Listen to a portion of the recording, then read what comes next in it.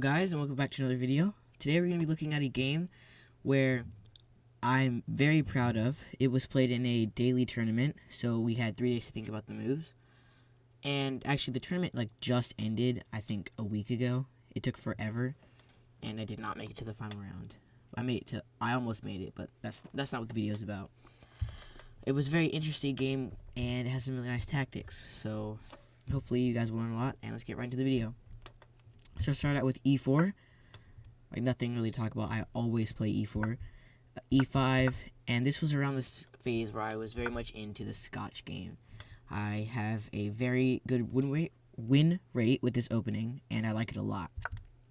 But he plays f6.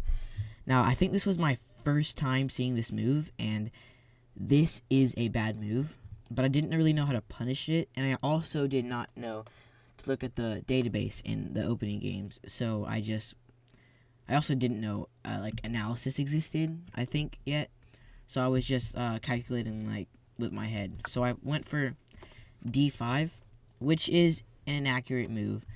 The move you want to play in this position is either to take and then just play an Italian game with this really weak diagonal, or just to do this and or just to play bishop c4 right now. Why can I not draw arrows? There we go. Or just to play bishop c4 now. But I didn't do that. I pushed. He dropped the knight back. Okay, best move. And then I played c4 because I figured that at some point he was going to play f5. And I was just going to control the center with my pawns like that. So just a note for the whole video, this was played almost a year ago, so I'm not entirely sure what my thought process was. But he plays d6, probably preparing f5. I played knight c3, and yes, he plays f5. Attacking my pawn chain, and it's kind of like a worse front, just because this diagonal is still really weak. But my light squared bishop is just kind of blocked in. It can't really get to that diagonal, so I have to move the knight out the way. Bishop d3, the bishop's not really doing that much. I guess the point is to defend it and get ready to castle. But the engine just thinks that I should take, or actually, okay, this engine is saying I should take, but the shallow engine is saying that bishop d3 is the best. But okay, it doesn't really matter. Bishop d3.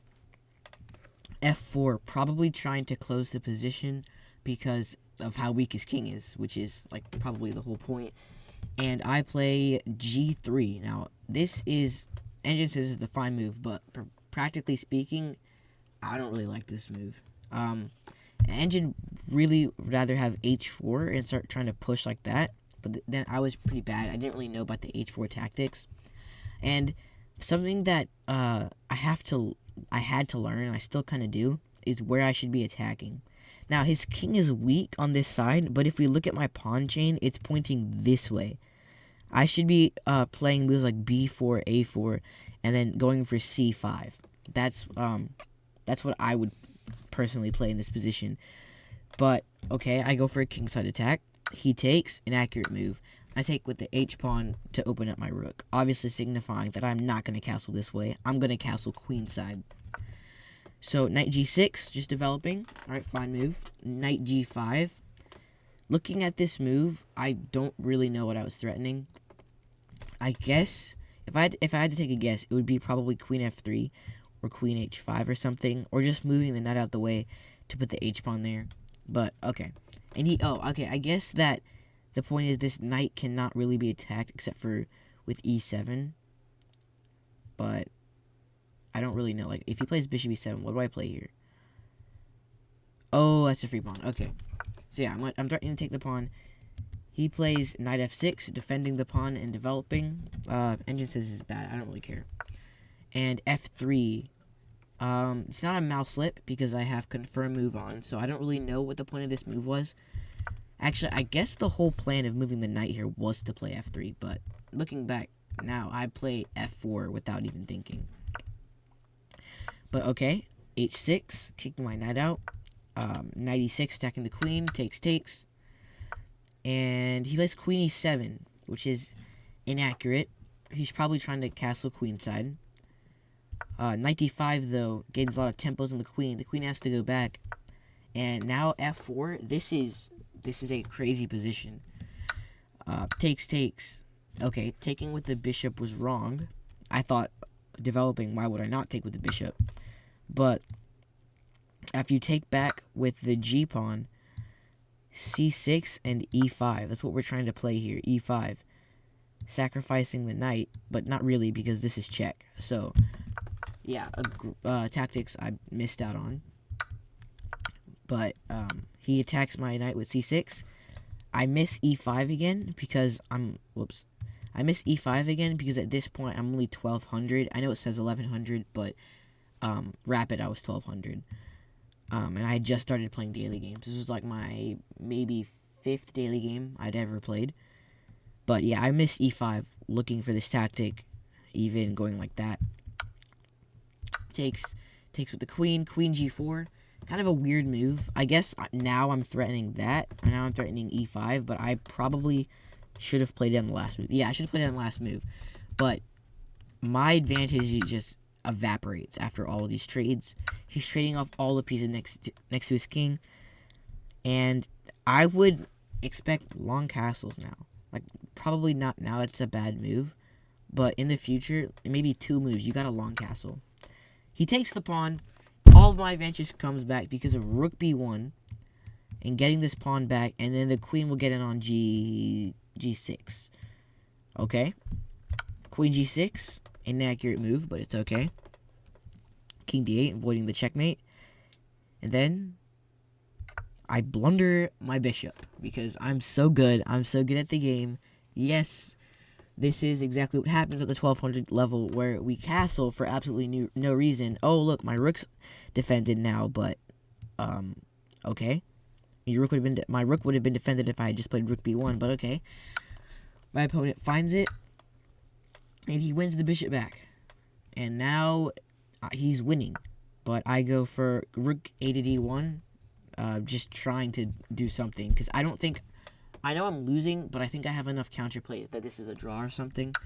And he blunders by taking this pawn. Now, you may be wondering why this is a blunder, but it's a blunder because of queen to f7, threatening checkmate, which the only way to get off of checkmate is to come in with the queen or block, or actually coming with the queen is the same thing, just with whatever. The point is you gotta block, which he does find. And then I sacrifice the rook on d6. For some reason, I thought it was forced that he was going to take. I was like, oh, it's fine. He's going to just, like, do something else. I don't really see why he would do this. Wait, I didn't think he was going to take. I was like, oh, I'm winning a bishop, bro. I'm absolutely crushing. This has got to be a winning attack. It is not after king to c8. And then, apparently, you cannot take this because of queen takes f1. Okay, well, obviously, not that. The best move is probably rook f to d1. This is a draw.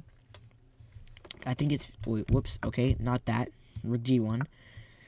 Rook g1 is a draw. Whoa, that is weird. It says right here that it's drawn, and then when it looks at it for a second, it says it's... What? Why is it saying it's not a draw?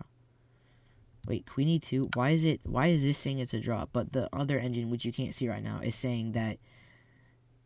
Okay, never mind. Okay, I don't know why I thought it was winning. Okay, whatever. Rook g1. Basically, the bishop... After I take this, there's a perpetual. So...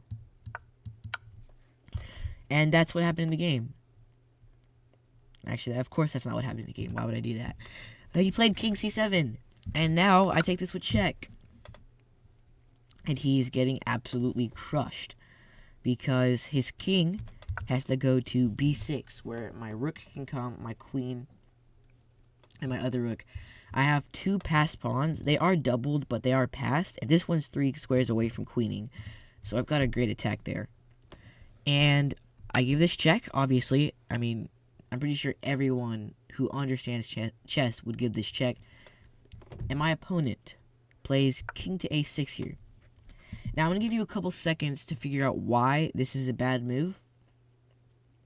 Alright, there's a couple seconds. And the reason why this is a bad move is because I can sacrifice the rook! Rook to take c6 check. And that is the second time I've sacrificed this rook. This rook took this pawn and survived the attack, clearing the path. Now, and then he does the exact same thing. He clears the path for the queen to come in and checkmate, but this time it is unstoppable. The king cannot do anything. King to a6 loses to queen a3, and then this check, all of this stuff, you just lose. That is insane. So, you can't move the king. If you take with the queen, then this is checkmate. And if you take with the pawn, like what happened in the game, you get mated like this. Crazy game. And I'm so proud of this. I don't know why. Like, if looking at it, like, in depth, it's really not that, impressive, but the game is just, the finish is just beautiful. Well, I hope you guys enjoyed, and I'll see you next time.